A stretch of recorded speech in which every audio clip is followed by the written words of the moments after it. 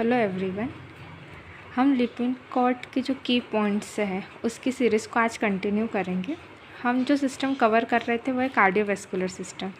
उसके कुछ और की पॉइंट को आज हम लेकर आएंगे।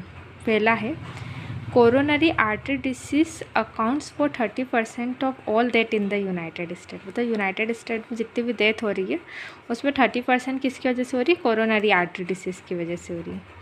Atherosclerosis of plug formation is the leading cause of coronary artery disease.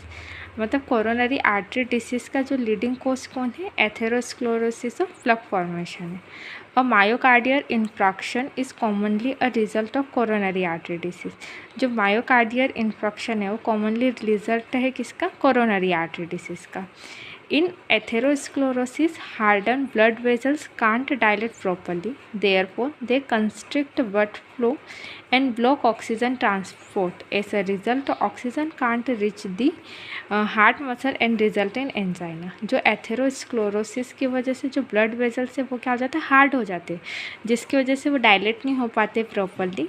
और इसका रिज़ल्ट क्या निकलता है कि जो ब्लड फ्लो है वो रुक जाता है और ऑक्सीजन ट्रांसपोर्ट क्या हो जाती है? ब्लॉक हो जाती है।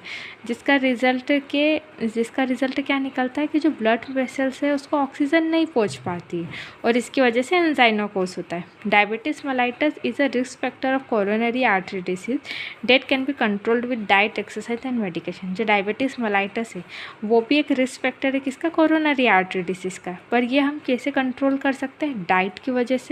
डाइट, एक्सरसाइज और मेडिकेशन, मतलब सही डाइट लेंगे, एक्सरसाइज करेंगे और यदि हम मेडिकेशन टाइम टू टाइम लेंगे तो हम जो कोरोनरी आर्टरी डिसीज़ का जो रिस्क है उसको हम कम कर सकते हैं। Thank you.